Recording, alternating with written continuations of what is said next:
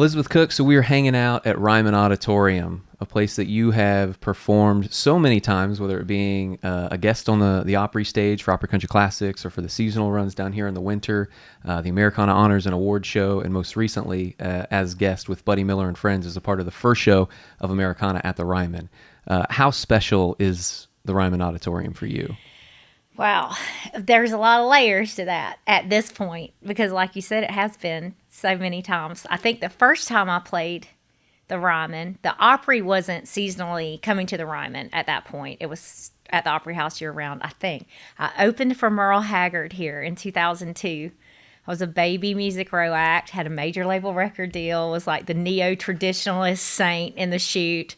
I had a couple of well-intended industry moles behind me, but really not a shot in hell. It was like the height of pop country at that time. And but yeah, I opened for Merle Haggard here, and then Jamie Johnson asked me out on a date the next day. It was Valentine's Day, but I didn't know who he was, and I was married. Then the Opry, and to walk in like, the other night when I did my own set with Buddy, and, a lot of my songs aren't permitted on the Opry stage as appropriate for their audience. So to have the opportunity to be here and really dig into the depths of what I do creatively was really cool and special to share it with Buddy. But all those Opry nights, I know the parking guard, I know the security guy, and he likes bologna sandwiches from Roberts, and like if we get a chance you shoot over there and get him one. And I never walk through that alley that I don't think about Hank Sr. every time, and I just picture him stumbling to Tootsie's and back and forth in that little party alley, where, because there's a lot of downtime. You load in for the gig, and then there's hours to wait until showtime, and sometimes, and it's really like a nice amenity to have if you can keep it in check, Jimmy Capps, the Grand Ole Opry house band guitar player, has a great story. Whenever he was a kid, he was coming through here, and they were hanging out in the back alley during an Opry show, and this would have been in the 50s, and he was just peeking into the window there, and it was Hank Sr. up on stage. Yes. Spider Wilson also. Yes. Mm-hmm. Those guys, I'm really glad to hear you talk about them, because I don't know that there's a full, it's not that, I don't want to say that there's not an appreciation. I think that there's just an unawareness, because if there was an awareness, the appreciation would follow suit of, the things those guys have seen. And they're the quiet guys holding everybody up on the Opry stage in that legendary staff band. But man, they have seen a lot. They have over the years, and they're also, and you mentioned this, like coming here, knowing the security guards, knowing that they like the bologna sandwich at Roberts, and anytime that there's downtime, it's such a family of you've got the guest artists that come in, the Grand Ole Opry stars, but the security guards, the people who work the sound that's here, everybody knows each other. Everybody knows each other, and that is something that is really unique to this place. It's like there's a massive show going on. There's thousands of people, and God knows how much like tourism industry and stuff funneling through here. But you don't even think about it when you're back here, because it's like you're too busy seeing folks and my parents, before they passed, they exchanged Christmas cards, with the lady that would like check us in. Yeah. And my daddy always would get pecans from South Georgia and give them to all the Opry people. Well, one night he didn't get his to Pete Fisher, the general manager, and he had stuck them down in my bag, my like dressing room bag. So I just took them and stuck them in like a little bag, and somehow got them to someone that took them to Gina Keltner, who at the time was assisting Pete. And I get a picture in an email, and one of my sticky boobs was sticking to the bag of pecans, one of my foundation undergarments, as Nancy Griffith calls them. Yeah, she's like, did you mean? I was like, well, no, because I would have autographed it. But if he wants me to autograph it, I will. But, oh, God, yeah, I could have died. You got to be close to the people around here. You got to be close. So, yeah, they know, we there. know each other intimately. Like, yeah, they've seen my under sticky boobs. So what was the very first concert as an audience member that you saw here? see, the Opry was already at the Opry House because we used to come to Nashville when I was a kid. This was our when Daddy had a good year vacation. Like otherwise, we're driving 2 hours to the beach. We got a watermelon and some Kentucky Fried Chicken and enjoy. But if we had a bumper year, then we'd come to Opryland theme park and we'd always go to the Opry. But the Opry would be at the Opry House during that time. So I'm trying to think. Concert that I saw. This may be sort of a random one, but it may as an audience member. Is that what you're asking? Yeah, okay. Yeah. As just a sheer audience member, it might have been Social Distortion. Nice. Yes, where and that's one of the best parts about the Ryman. I mean, it's not just country music. It really dives into anything and everything that comes through Nashville. The Ryman is like a guitar that you just want to pick up and play. Mm-hmm. And it's like an acoustic instrument that's been hanging on the walls and it's been like that wood, the soul that's like in an old tree. Guitars are old wood, and they age if they're taken care of. They age well, and they get this certain resonance that ebbs and flows over time and how it sounds. And the Ryman is that way. It's an acoustic instrument. And every musician, regardless of what genre you're in, is going to want to pick up that guitar and play it. You can't blame them. And it's something about the benches. I think are part of it. There's it's just I'm sure there's a scientific explanation. There's also got to be a spiritual explanation of just the ghost. I have a black and white photo in my home hanging up. It's a blown up poster. It's huge, and it's taken backstage here. And I don't know if they just shot a TV something point of those, but it's in black and white. But you can see Carl Smith, Hank Snow, Ernest Tubb, Minnie Pearl, and there's 100 people in the photograph, and none of them everybody's kind of looking around. But it's just this little candid shot of the cast, probably trying to gather for an official photo. Mm-hmm. And it's this storied, amazing. They're like sitting up on rafters. I was going to say, literally. Is there one? I think I know. Yeah, they're talking like there's about. like people with feet dangling and sitting up on rafters, and there's everybody. Yeah. In it, and that kind of energy doesn't just go away when the door's empty at night. And to stand on the stage, one of my favorite things is if I am not so caught up in pulling off my performance and can really relax into it, and it feels in control enough, and see those stained glass windows across the back. That's when I can really sink into the soul of the place and take a breath, and those are always special moments when I have the presence and everything's come together, when I can do that. And that's what I see and feel. I imagine, the night that Hank Sr. was in here and got 6 encores for Lovesick Blues. Yeah. 6. The same song. They just wanted to hear it over and over again. He was an innovator. I mean, I can't even imagine seeing somebody like Hank Sr. in that time with that heart and that soul and that energy up on the stage. It's something that they hadn't seen before. Yeah. It's hard to picture somebody like that today, but, to have that energy in the 50s is special. Yeah, we are so fortunate or unfortunate, depending on how you look at it, in this age of information to receive all the stimulation that we can stand. Yeah, exactly. Yeah. But in that day and time, when if you had a TV, it had 2 channels, or, and if you had a radio, it had 650, there just wasn't a lot of probably excitement. So to see somebody on a big stage in a room like this with a band singing a song like that and vibrating at his hillbilly level, mind blowing. I can tell anytime that you play the Ryman, it's not only a special moment for you, but you like to bring along friends and have that experience with them. Whether, I think it was Andrew Leahy who made his Opry debut with you, I think it was here, and going into Americana at the Ryman, you brought in friends and you guys had special outfits that you guys put together. I mean, you can tell anytime you play it, you really think about what you're going to do and help it bring along that experience with friends. Absolutely. It's for me, from a performance standpoint, like it's every show's Beyonce at the Super Bowl. You got to treat it like it's halftime. I try to. So and I'd probably have too much neurotic workaholic energy. So it just gives me a place to put that, and maybe feel like I'm in control somehow of something I'm totally not in control of.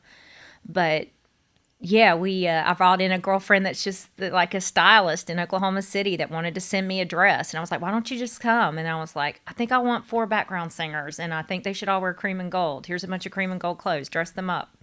And family and friends that are on their way up that I know are really good and I know are going to do well. And for them to have the opportunity to sort of come scope out where they're going to be, I have no doubt, and take it in, so that it's a little less overwhelming when their opportunity comes. Yeah. And also seeing the experience in the show and through their eyes, and through giving everybody their own experience and role in it, grounds me. You know, it's also self-serving. Like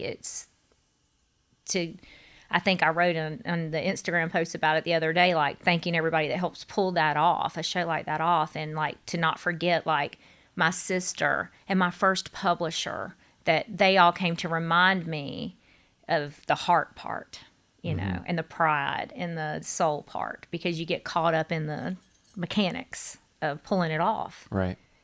Because you want to do good. I do. And the pressure. And so they help, to me, they're that indicator. Yeah. Let's travel back a little bit to, you know, your childhood, growing up in Florida.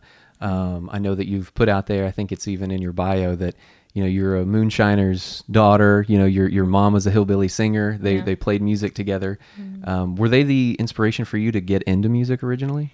Yeah, well, I mean, to the extent that you have inspirations when you're a kid. You know, I was inspired by, like, Peach Knee High.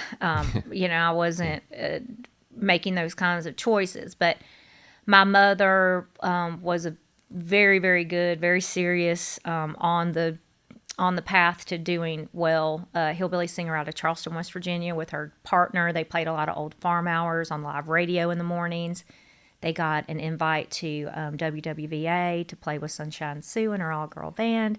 And her singing partner got engaged. And at that day and time for women, it was more important to secure, to make a home and have children. And like, that's your role. And that was more important. It wasn't to mama. So she was disappointed that she always felt she sort of lost out on that shot. And then her own life happened. And she dealt with, you know, Appalachian poverty, and single mom of 5 kids from a guy that just kind of came around long enough to make her think everything there was going to be great until it wasn't. And then, in the meantime, my daddy is running moonshine with the mafia and going to jail he was sentenced to 11 years. He served 8. He was caught 3 times. On a federal level. Like, he went to Atlanta Federal and ended up in Sumter County, Florida, to help build that jail as a trained welder. They trained him in prison to go build more prisons. So he always joked that there's a few bars a little loose down there at Sumter County Correctional if you rattled them. But there, I later find that he went on to make, I didn't know why, there's like photographs from prison. Like, he had a prison band, and he had, like, decorate on the Christmas committee, and they would go outside the jail and play shows in the community. And it looked kind of like a good time. Yeah. Excuse me, which my dad was notorious with the boys, for. Yeah. Right, you know? And I later find out that my 7th grade English teacher is married to a man whose father was a guard at that prison. And my daddy apparently was making stills for the prison officials. And so he was in with the people running the jail, which explains why the warden let him take his car to go get his driver's license, like right before he was getting out. So, because they had a job set up for him and stuff like. So he was really rolling. But so they met. Sorry, it's very long. No. So it's interesting because the reason why he's there, continuing to do it, right? You know? So he gets out. He fancied himself more of a blues man. He played upright bass in the prison band. He wasn't a great musician. He was a great entertainer. Mother was a great musician and a great songwriter, like Loretta Lynn. Really, really good. But so they meet late in their 40s. They both got a slew of kids, families blown up, and Daddy's fresh out of jail, and they were in their 40s and got pregnant with me and had me, and I don't know. Then their honky-tonk band continued. They struck a little honky-tonk band up. They played around the bars in Central Florida in honky-tonks. And then when my daddy quit drinking when I was 8, my mama had written a song called Does My Daddy Love the Bottle More Than He Loves Me? And it was the B-side of my first 45 record when I was 8 years old. And he quit drinking. And that's when they really ratcheted up making a music project around me. Mm-hmm. They would let me get up and sing with their band before then when I was little.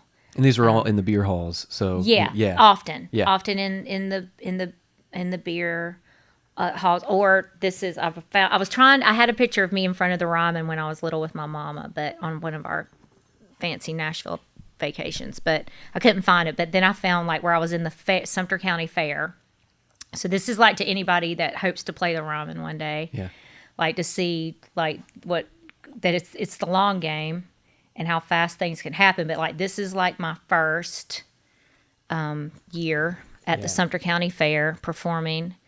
You can see I've got on like a really good ruffled Western blouse. I'm a wholesome Western girl. I probably would yodel at Walmart in today's world. Yeah. Well, and some good efforts in that. I got and gave a very impassioned performance and got second place to the girl that has good posture. And probably did like 18 cartwheels on across the stage. But here's the following year.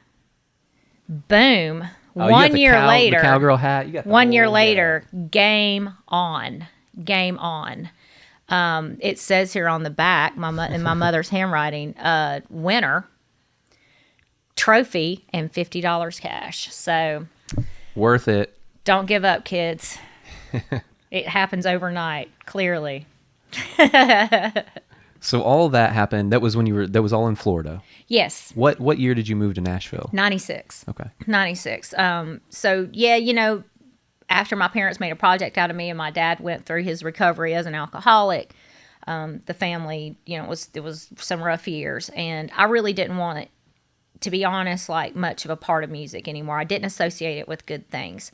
When I heard his Fender P-Bass fire up, and I knew the band was coming over to practice, and I knew people were going to be drinking or we were going to be in a bar, and that's a scary place for a little girl, and that type of adult, chaos, and no other kids to play, to be around. And so I didn't associate with good things. It took me a long time after I started touring to get over the smell of sound check, because it smelled like pine saw and last night's beer, and it would make me sick. It would make me nauseous.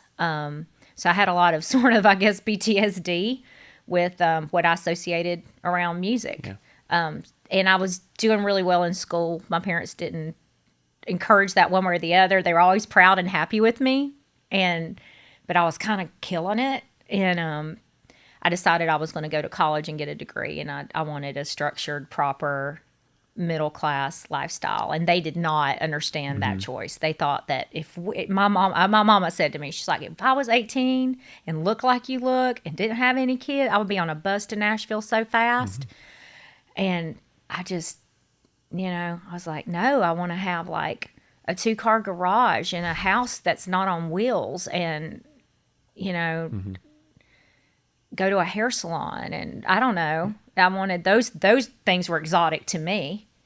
And you did well in school. You graduated with a dual degree, right? Yes, accounting and computer information systems from the higher institution of learning, that is Georgia Southern University. Hey, go Eagles! Had a great time there. Took me 6 years to do it, but I did it, and got a job with a big 6 accounting firm. At that time, there were 6. I don't know how many there are now. Probably 1, but and I could go to Atlanta with Ernst & Young, or I could come to Nashville with PricewaterhouseCoopers, and I took the gig in Nashville. And my sister had just moved up here, and I was like, well, you never know. Maybe I'll fool around with it, So were you still... I was never completely closed the door. I was, give it some time. I don't know. I'm not making any commitments to anybody or anything. I'm just doing stuff. Were you still picking up the guitar and maybe writing songs while you're going through school? I did through college. I did through college. Once I got to Nashville, I nannied for my sister, and I would go to open mic nights and get up and sing. there was one that was really seedy out in a hotel off Trinity Lane. And I would go there completely by myself, totally in a mini skirt. And then they found like a girl in the parking lot. And I was like, oh God, you know. But through that, I met some people that then introduced me to a guy that worked at ASCAP. And then that guy was like, hey, this publishing company needs a traditional girl country singer to sing some old catalog. And I went in my business suit on my Pricewaterhouse lunch break.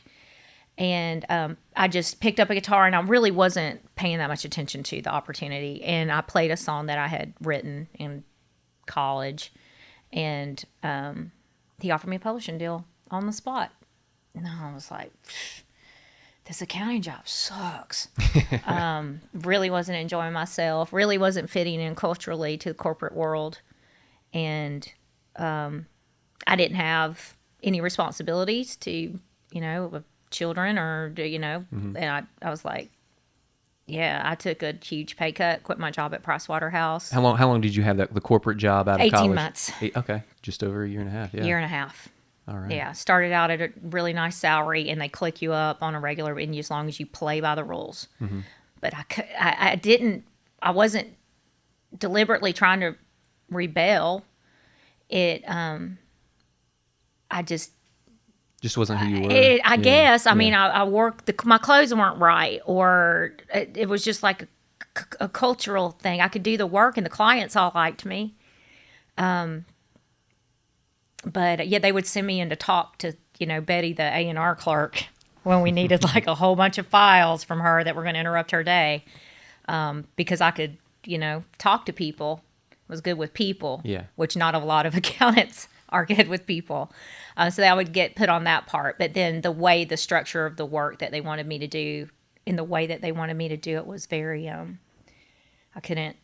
felt like I was dying. So coming into Nashville, living in the corporate world, picking up your guitar, like you said, going to CD open mic nights, you were pretty green to the music scene then here in town. Oh, super. Yeah. Yeah, super. I mean, when I was little, and Opryland was an amusement park, and we would come on the fancy Nashville vacation. Mm-hmm. Like my daddy, I've got pictures of me with Wally Fowler that used to have now we're 10 Angel and all that. That was a strip of like the Barbara Mandrell gift shop, and the old Country Music Hall of Fame. And we would rock up and down that, go to Opryland. And God, when I picture my daddy sweating in the Florida sun, welding, to make enough money to do that for us now, is like, oh my God, I didn't fully appreciate it at the time. But I can remember being at Opryland, and they have live music around the theme park on stages, and I can remember him scuffling up and like trying to bribe the band to get me up, like throwing him a 20 or whatever. And I was just like, oh Jesus Christ. Anyway, finally got to do it, You got up on stage? Not in Opryland, no, but I mean here. And my parents, as I began to take some creative turns that were a little elusive to them, I still have always had that Opry bond, and they really enjoyed that aspect of my career a lot. So after the open mic nights, you got your publishing deal. Yeah. What was the first, like from the time that you got your publishing deal, how long did it take until you got your record deal, the first record deal? Okay. So I got signed by a guy named Jeff Gordon for Bro and Sis Music, was the division of Carlin America. So they signed me down here, and he had aspirations to be a record producer, and he's really, really good.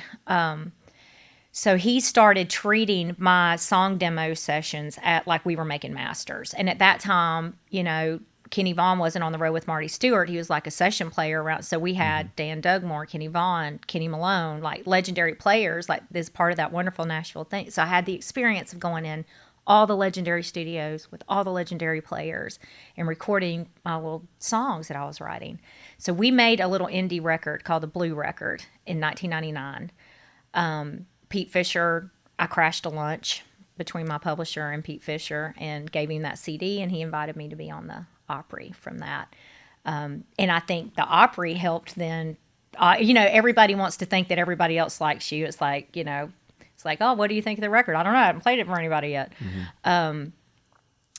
That helped snowball towards getting the record deal. So that would have been 99, 2000. This is playing the Opry. Is that what you're talking about? Yeah, playing the Opry and the little blue indie record Yeah. that we had at Tower Records. I had a little local consignment section. Alan Lomax III would take I'll buy 5 of these from you. I'm shipping them to Belgium. Huge in Belgium. So, I was just out there working that all the time.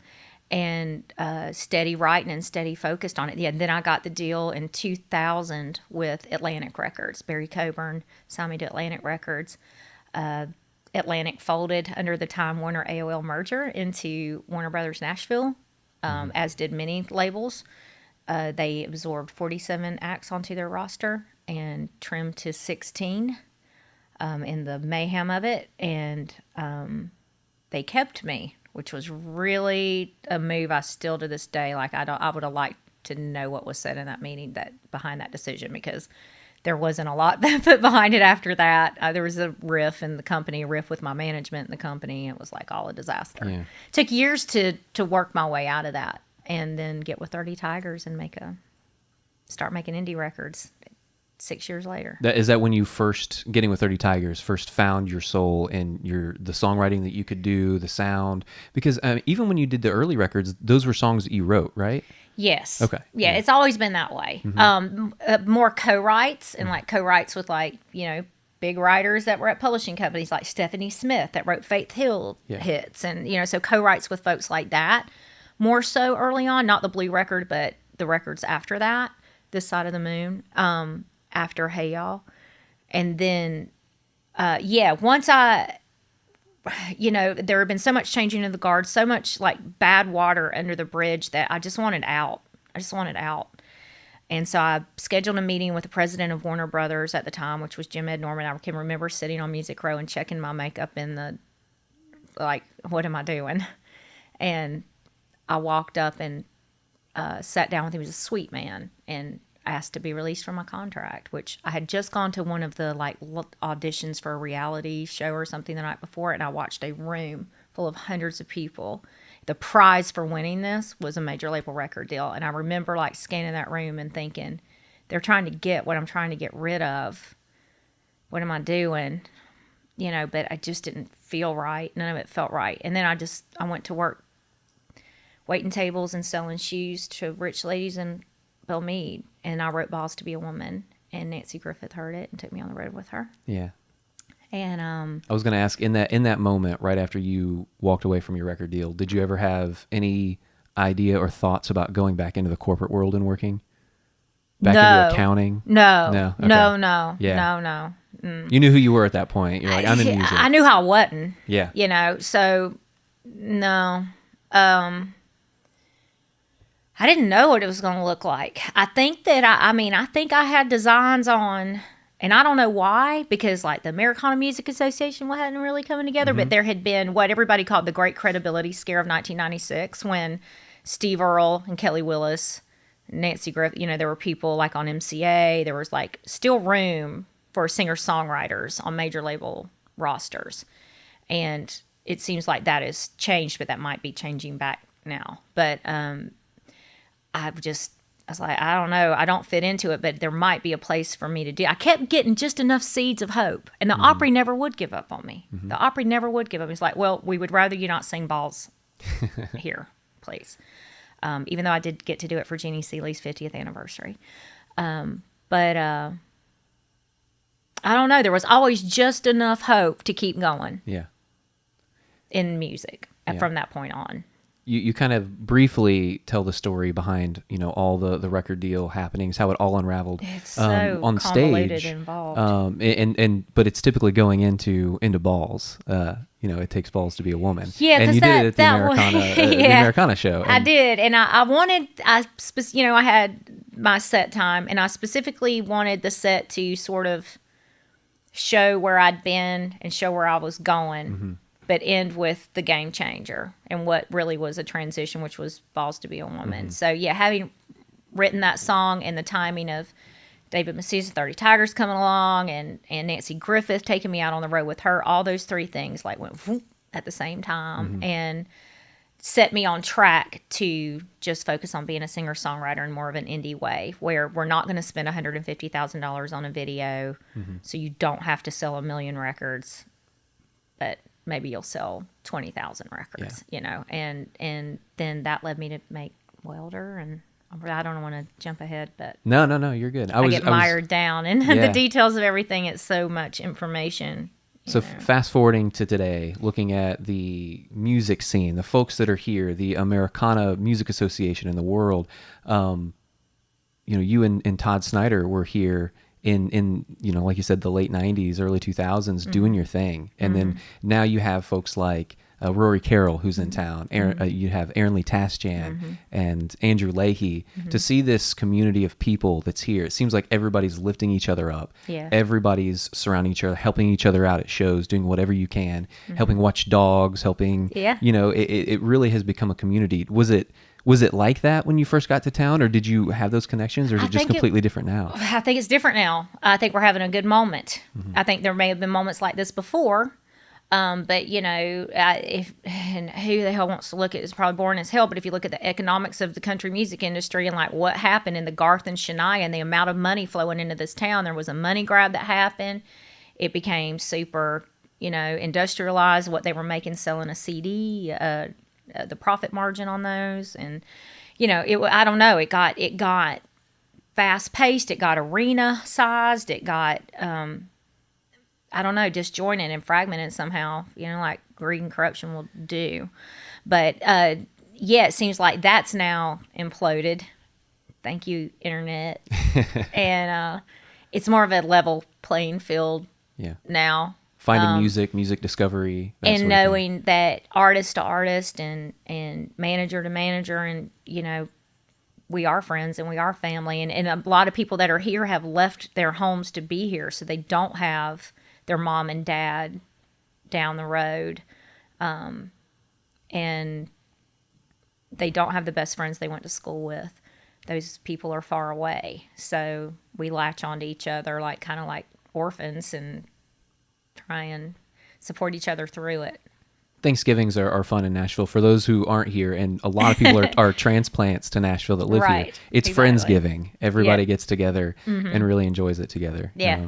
For a lot of people who can't travel out to go see their family or whatever. But Nashville's it's a fun town. It's changed. I moved here in 2010, and there was just recently a picture that was posted of Nashville Skyline 2011 and Nashville Skyline 2018. Have you seen this picture? This photo? I'll show it to you here in just a few minutes, but because that's not that much time, but there has been like a crazy new it's crane count. Yeah. What do they say? Like the crane is the new bird of Nashville. Yeah, the official bird. Yeah. But the changes here within the last 8 years have been insane, and just to look at Lower Broadway on a Saturday night compared to what it used to be. What's it like right now to see what the mainstream country music is doing? It seems like everybody on Lower Broadway has their own bar now.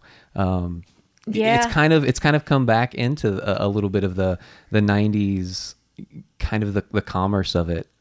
Exactly. Less about record sales, more about tourism and T-shirts, having your own plate. The T-shirt. And then having to tour to make a living too.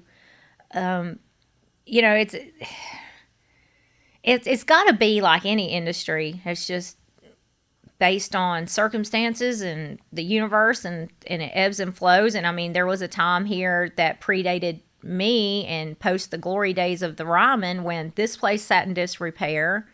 It was just heroin addicts, Skid Row, people getting shot and killed in Printer's Alley on Broadway, boarded up storefronts. And that was, 80s, maybe? 70. Well, once the Opry House, probably, so that was 72. So, it went through that. So let's hope that it doesn't build up into its glory, blow up, go back to that. But it probably will. Let's be honest. Who knows what it'll look like in lucky us right now, getting to enjoy the glory moment with Nashville and this community, and seeing the Ryman loved and taken care of, and is in a fast-paced world, is like very grounding. thing to get to come here and see the care that's gone into, you got to renovate a place like this or it does fall.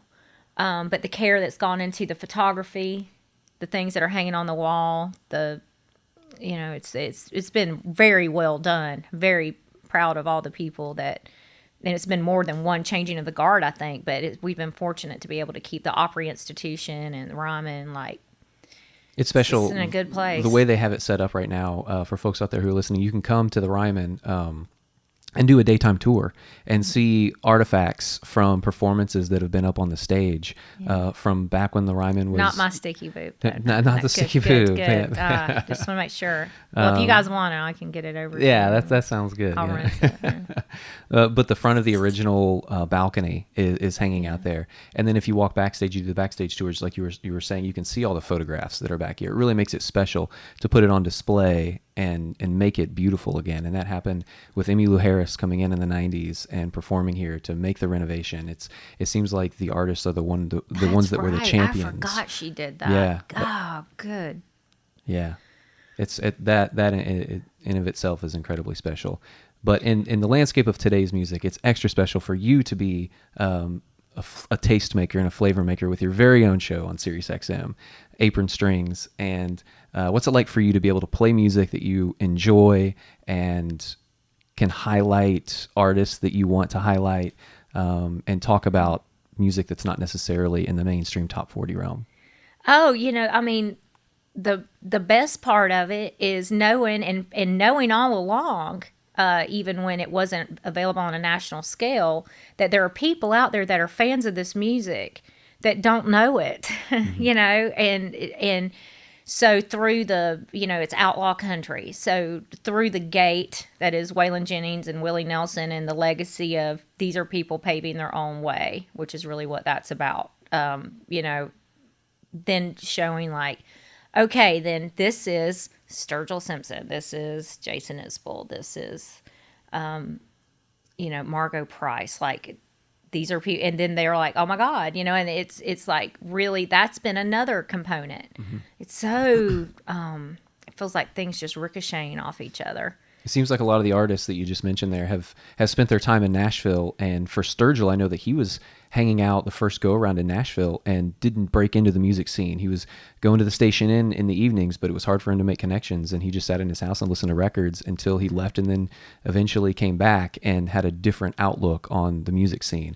And Margot spent years, as a waitress and trying to break in and playing the 5 spot and just traveling around. It took time for them to build to where they are now, but they didn't necessarily follow that original mold of walking into Music Row and trying. Right. Well, and thankfully, because I think, there's Todd and then Nancy and John Prine and Rodney Crowell and Townes Van Zandt and Guy Clark and people that have always been paving that left lane or ditch, whatever you want to call it, a little bit and it's just getting a little wider. I think people being able to go that route and knowing that it exists, and it's here's a place where I can feel like I can make my best music that is most likely to resonate with people, that therefore is most likely to keep music viable as an entertainment source. Outside of that, it's just a circus, and that's the part where I feel like they get a little confused in some of the corner offices. But you mentioned they're under a lot of pressure.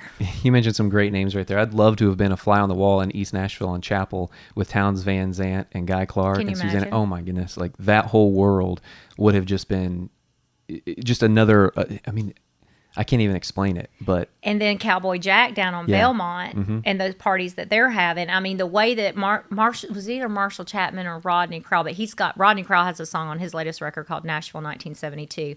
But I believe it was Marshall Chapman that said that Nashville in the 70s was like Paris in the 20s. The energy and the writers in terms of really laying a foundation of art that spoke for people out in the flyover states that... this music helps them process their life. That was going on. It was a super cool moment.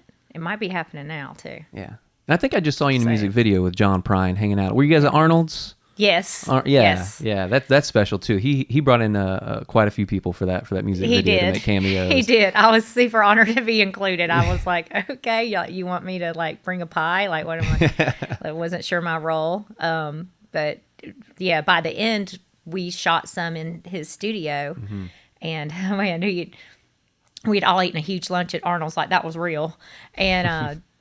Yeah, he had been performing to that song When You Make a Video 100 times that day. But we all gathered around him, and they like, bring a guitar. I kind of brought a guitar on a whim, and I didn't have a strap. And I'm like holding this guitar up in my arms. Luckily, it was a small one, and just playing the song that I'd never played in my, I haven't played it. Like, kind of know it, but until you're not playing it. Yeah. Playing it with him, standing there with him, and he's got his big old strum going. And I was like, oh my God, this is happening. This is happening. I am backing John Prine on his song right now, on his video. Be cool. Stay cool. Yeah. Stay cool. Stay cool. He's another special person anytime that you can see at the Ryman. I mean, it's fantastic to see an incredible songwriter, an incredible artist, a legend, and an icon in John Prine in the Ryman is fantastic. Yes. Yeah. He's just one of those people, too, that have struck a chord, in that he's a voice for a lot of people, that they can relate, they feel understood, they feel not alone when they listen to him sing his songs and what he says. Yeah. It's about so much more than what you can even put your finger on, because it's not necessarily like vocal gymnastics. I'd say there's some writing gymnastics going on. Or hot, flashy picking.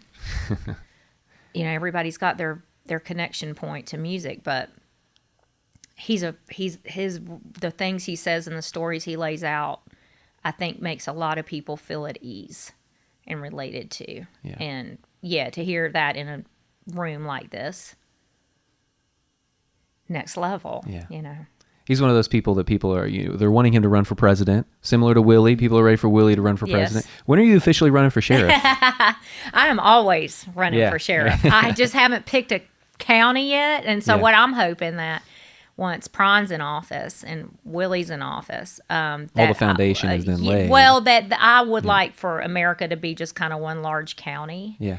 And that I'm the sheriff of. And so we just kind of get rid of all the state line stuff, because nobody needs that. Well, who needs that? No. It's like I've got to go to Kentucky to gamble, and I got to go to California for weed. It's like it's just it's inconvenient.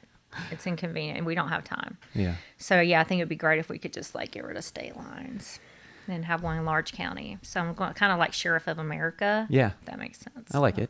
Yeah.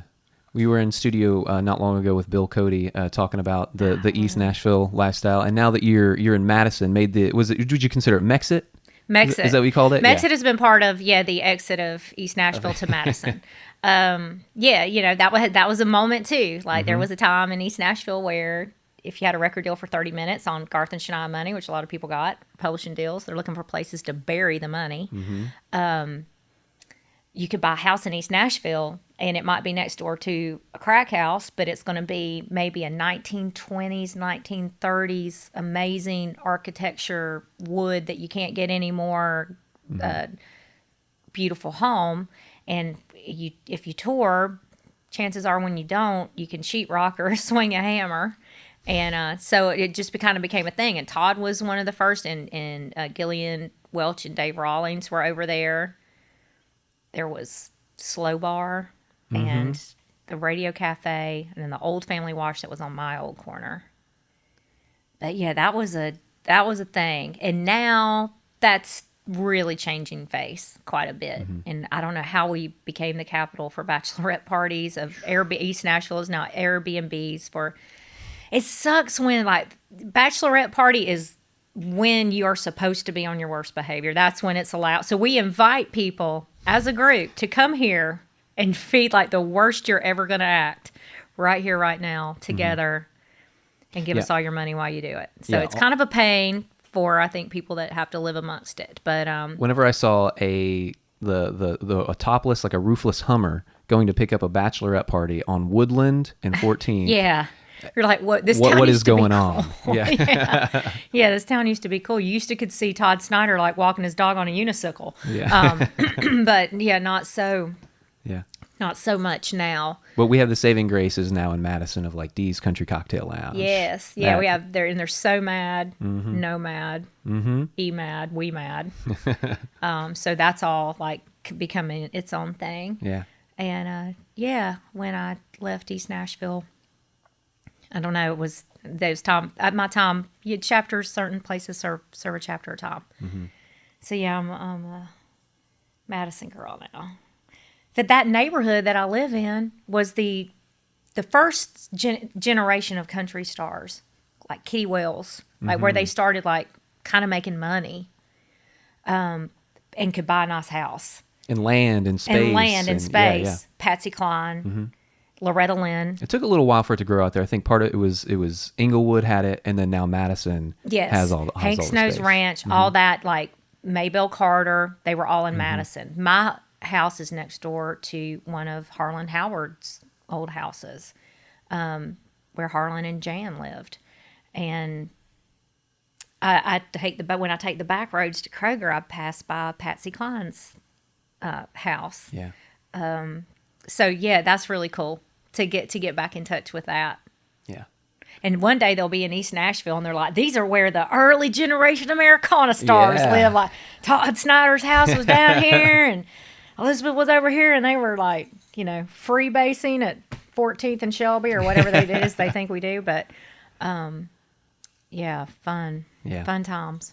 Well, I appreciate you joining me here at Ryman Auditorium. Thank you. Always excited each and every time we get to see you up on the stage. Thank you. Me too.